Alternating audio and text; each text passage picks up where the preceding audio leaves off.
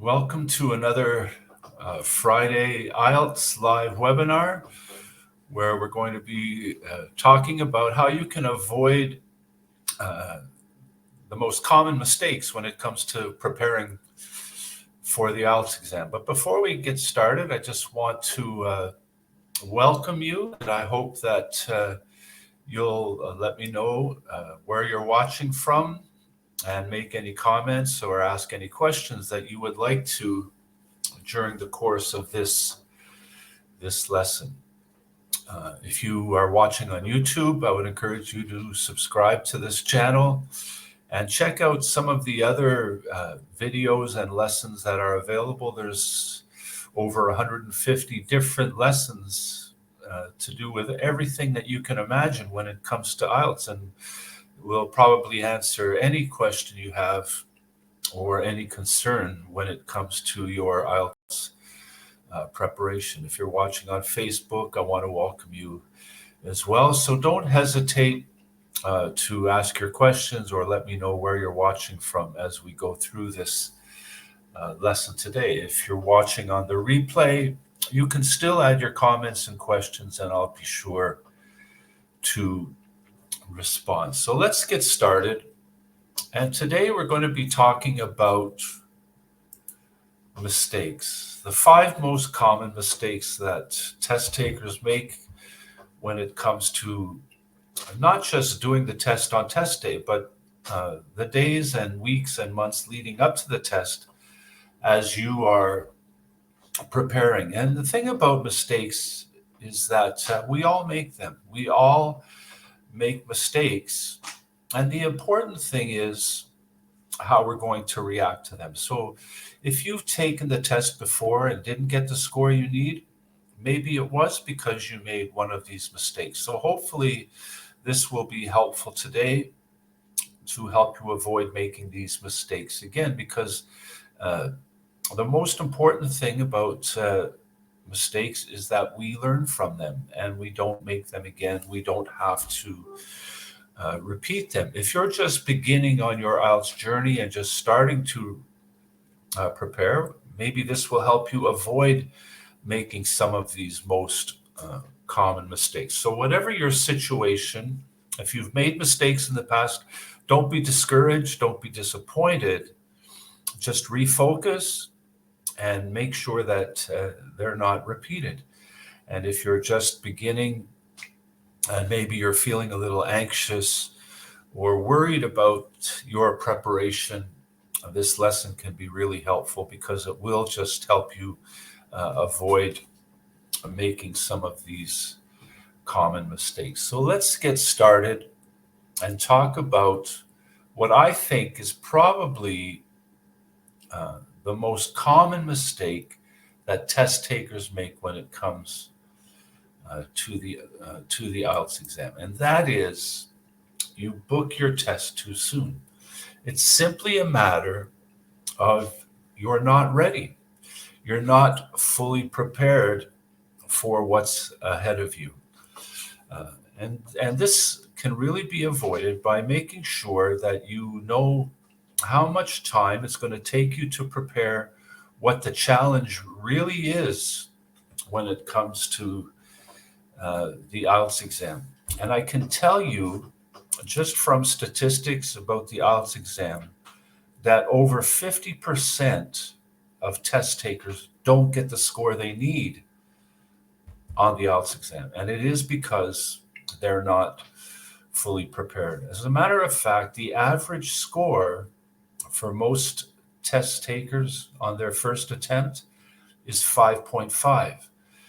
And this is not enough to get you into university and go to the country that you want to go to for your studies. For example, in Canada, the average score that you need to get into an undergrad program, a bachelor's degree in university in Canada, is a 6.5.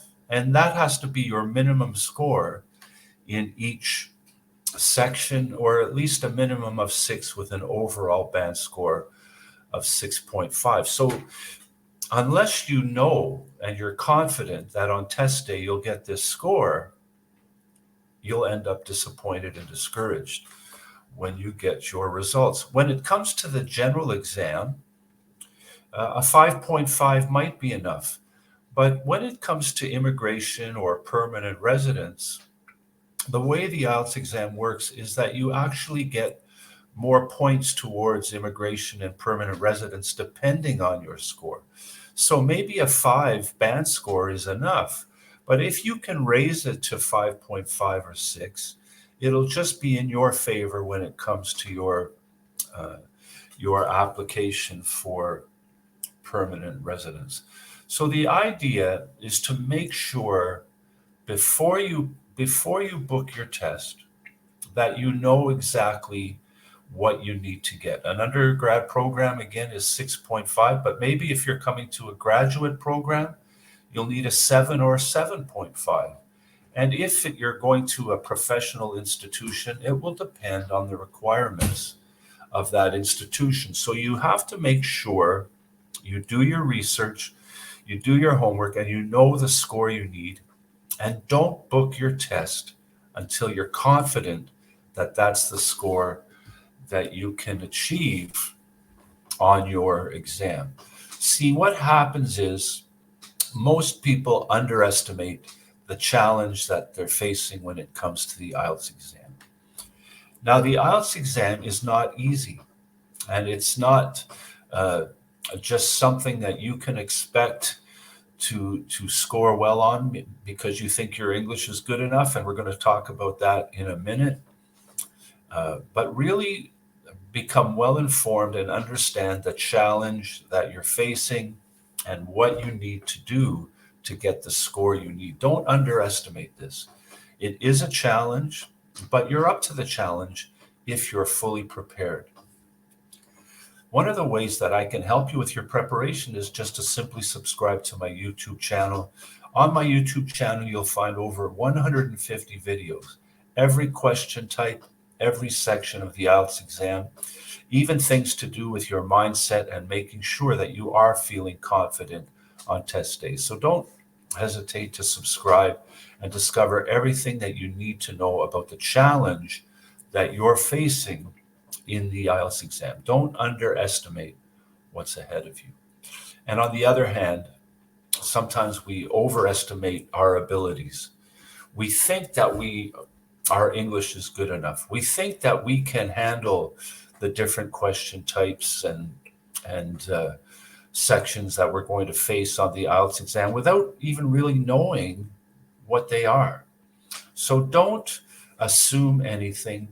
Don't overestimate your ability, and don't underestimate the challenge that's ahead of you. So let me just give you a couple of tips to make sure that you avoid making this mistake. First of all, become well informed.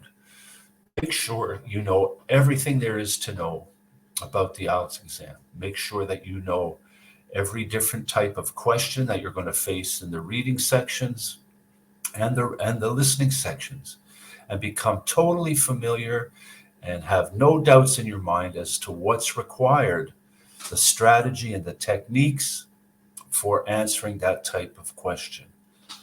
And that secondly, understand what it's going to take to prepare. Now, if you are just beginning on your IELTS exam, or maybe you've done the exam before and you want to kind of refocus and reset and start your preparation over again, I would really encourage you to get something that I've created, and it's called the IELTS Preparation Checklist. And this includes everything you need to know right at the beginning of your preparation. It will give you information about the IELTS exam. It will point you to the best resources for the IELTS exam and give you everything you need to know to get started. And it's free. All you have to do is look for the link in the comments, and you'll be able to download this free IELTS preparation checklist. And I really encourage you to do that just so that you know before you take any further steps, before you even get started, know exactly what lies ahead of you and the best steps you can take to have the best resources for your complete preparation for the IELTS exam. So don't book your test before you're ready. Just make sure that you know everything you need to know and you're fully prepared and confident that you'll get the score you need before you book your test. The second big mistake is that test takers just assume your English is good enough. And it's not, when it comes to English, it's not enough to just have a high level of English. What's most important is that you're able to use the English that you do know effectively for the IELTS exam. So what's even more important than having a really high level of English? It's making sure that the English you do know is useful. You want to be able to use your English and you want to be able to use it appropriately. Let me tell you what I mean when it comes to the IELTS exam. A lot of test takers are tempted to spend hours memorizing academic word lists, learning fancy words, learning special words for the IELTS exam. And the problem is that they cram these words into their mind, and they do have a lot of these fancy and special words at their disposal, but they're not really adept at using them correctly. And so they kind of have tools that they really don't know how to use effectively. And the same goes with trying to memorize set answers or templates for writing or speaking questions. And the problem is they're not natural to you. They're not your words. They're not your vocabulary. They're not your way of expressing yourself in English. So you want to stick with what you know. And if your English level is at a B2 or C1 when it comes to the international standards, which means a high intermediate to advanced level, you have enough English language vocabulary and grammar and expressions at your disposal. You don't have to spend hours trying to add fancy words. For example, in the writing section, you have to write a 250-word essay. And I can tell you that adding even 10 new words to those 250 words that you think are fancy or special is not going to make a difference. What's most important is that you use expressions and ideas and share your thoughts and feelings in a way that's useful and appropriate. Let me just give you some tips for improving your English and making sure you're ready for the IELTS exam. First of all, really assess your English level. And you can do this in two ways. The first way is by just taking an assessment test. If you're interested in an assessment test, just put it in the comments. I'll contact you and let you know how you can find an assessment test to see what your level is. Is it at that high intermediate or advanced level?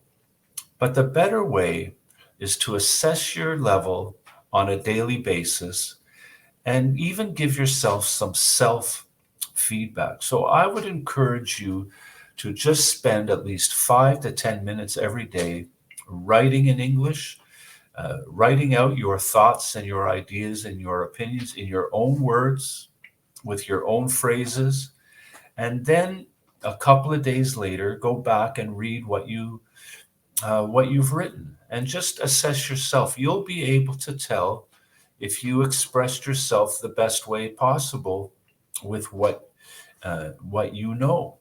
And then you can just adjust it, rewrite it, and improve it just by giving yourself some feedback. And you can do this with your speaking too. Take a few minutes and get your phone and record a video of yourself sharing your opinion about something. And then again, give it a bit of time, a couple of days later, go back and just assess how you think you did. Because again, when it comes to your English ability on the IELTS exam, What's most important is how confident you feel in expressing yourself with your own words and your own language at your level.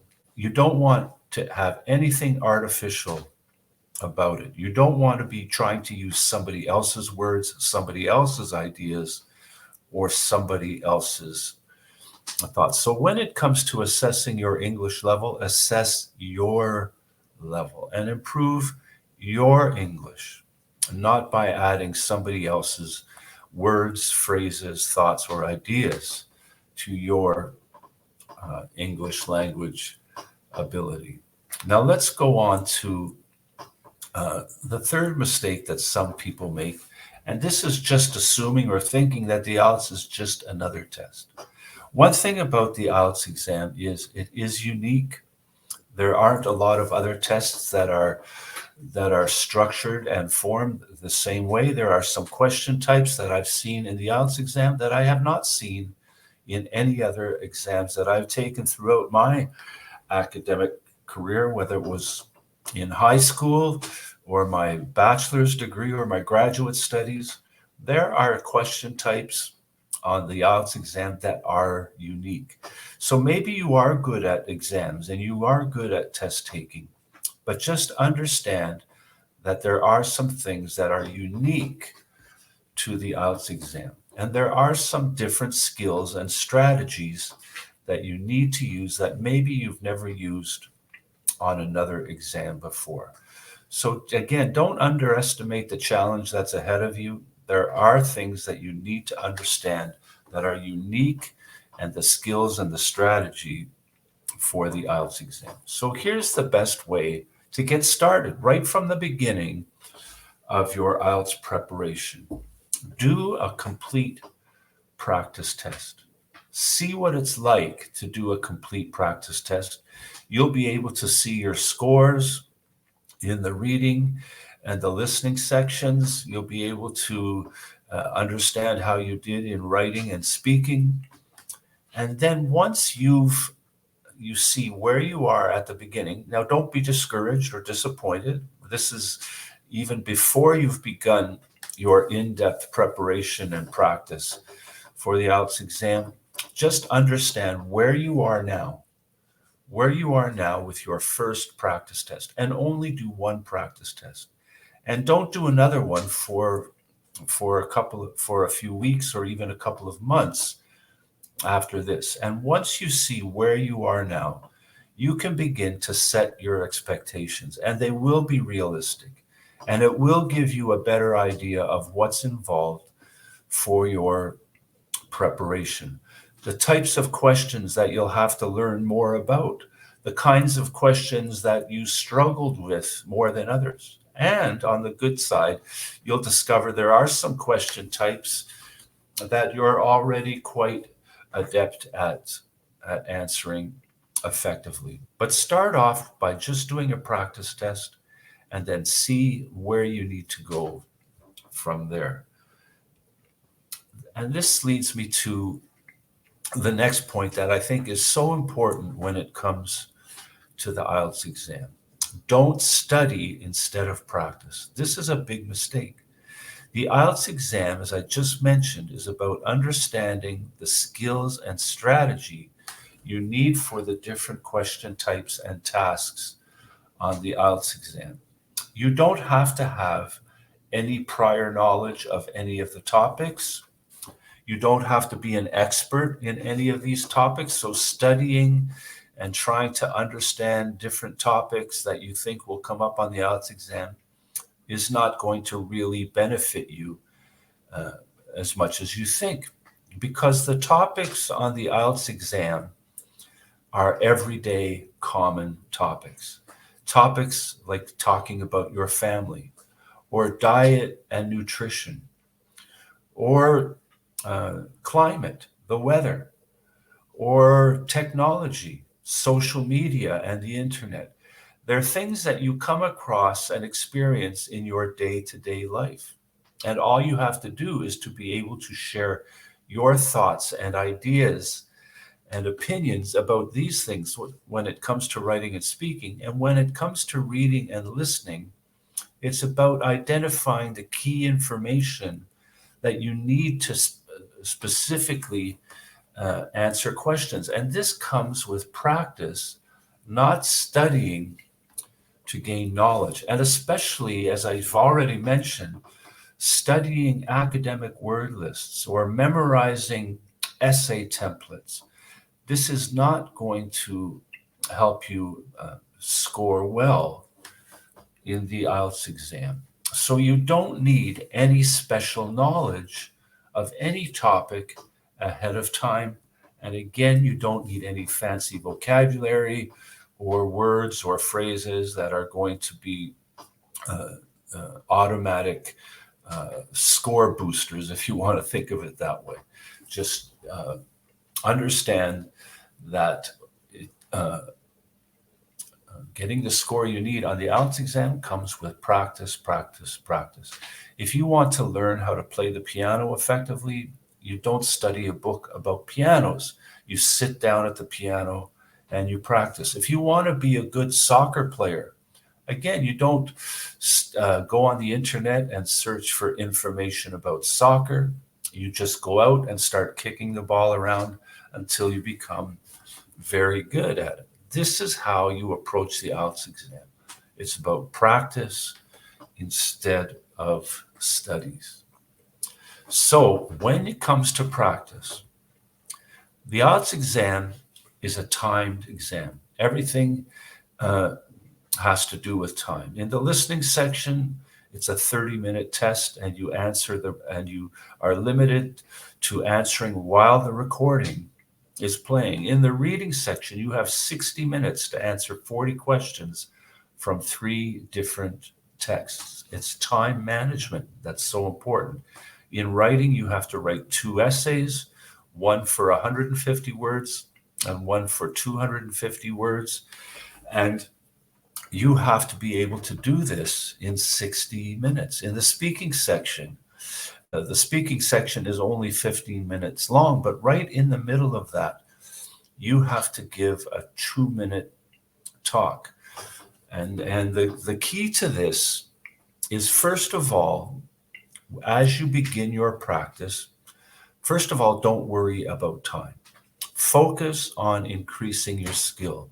Learn the strategies for each question type and learn everything you need to know about the writing tasks and how to give a 2-minute talk and speaking, and be able to do this very confidently and competently without worrying about time. So if it takes you 2 hours to do a reading test instead of 1 hour, at the beginning, what's most important is that you can get as many answers correct as you need to get. And once you can get the score you need, regardless of the time, then you begin, once you have the score you need and you understand how to do each question type and how to accomplish each task, then you begin to decrease your time. So if you did a reading section in 2 hours and got the score you need, now begin to see what you can accomplish in 90 minutes. And when you can get the score you need in 90 minutes, then reduce it to an hour and 15 minutes. When you can get the score you need in that amount of time, then begin practicing in the time that you're allowed on test day. See how many you can get in 1 hour. And when your practice has gotten to the point where you can get the score you need in the time frame that you're allowed for test day, and you feel totally confident and comfortable, then it's time to book your test. And then we'll go to the final tip that I want to share with you today. And the biggest mistake that IELTS test takers can make is not to get the help when you need it. And I want to be very clear about what it means to get the help when you need it. And the first thing is to don't get the help you need before you need it. There is a lot that you can accomplish by studying at home and studying independently. There are a lot of great resources available that you don't have to pay for and that are uh, very good at helping you prepare on your own. But then, once you've reached the limit of what you can do on your own, that is the time to go and look for expert help. So, what you can do is you can spend as much time and get and practice and do this on your own using resources like, uh, for example, I've already mentioned my YouTube channel. I can guarantee you can find anything you need to know about any question type and any task that you have to accomplish. There's over 150 lessons and videos, how to have the right mindset, how to plan your preparation, how to practice, everything you need to know. But once you've exhausted everything that you can do on your own, and what you'll come to the point where you've just discovered some weaknesses that you just can't seem to get past by yourself. So maybe you are consistently getting a high score, but not quite high enough. And there just seems to be some weaknesses that no matter how many resources you look at, no matter how many YouTube channels you watch, you finally decide that you do need some expert help. This is when you get that advice. Do as much as you can. Get as high a score as possible in your practice and in your preparation until you've just reached that point where there's just a couple of things, a few things that you really need help with. You need some expert advice. You know, it's not cheap to get an IELTS tutor. IELTS tutors and teachers cost money. IELTS courses cost money, but that's the way everything is in life. You do have to pay for the IELTS exam. If you're facing going to university, you know the expenses that are ahead of you for your living expenses and tuition. But what's most important is when you do get to the point where you need that extra help and expert advice, you don't have to spend too much. You only need to you only require the advice and the lessons that are absolutely necessary for just taking you over that next level.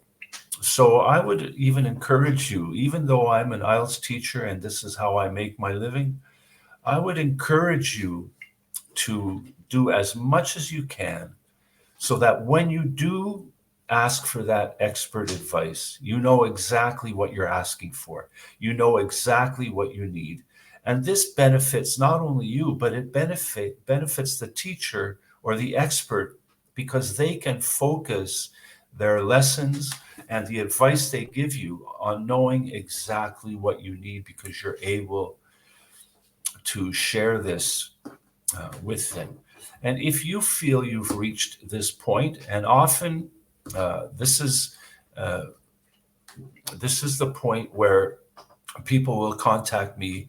Either they've done the test once and they didn't get the score they need, or they have a test coming up and they want to make sure that they're prepared. And when they contact me, the first thing I always ask is, how much preparation and practice have you already done? And what scores are you getting? Because I don't want to sign them up for dozens of lessons and cost them a lot of money when if they, but what I will do is direct them to the resources so that they can do some practice and preparation on their own. And then when they're ready, when they just need that little extra, this is where I can step in and help and be even more effective in the advice that I give. So make sure when you are ready and you do need it, that you do get the help you need. But do as much as you can. And then when you come to the point where you may pay somebody, you're only paying for 3 or 4 lessons. And because you know exactly what you need, this is one of the best investments you can make. the IELTS exam costs $300 or so, and it is a significant amount. And this is why you want to make sure you're ready and don't book your test too soon, because $300 is a lot of money to waste. But let's say you're ready and you're thinking that you're ready to book your test, but you just have these one or two obstacles to overcome. Invest in a couple of lessons, 3 or 4 lessons at most, with an expert, knowing exactly what you need. That way you won't be wasting as much money as you would on a failed exam, IELTS exam. And then when the expert gives you advice, you'll have a second opinion on how prepared you are and ready for the IELTS exam.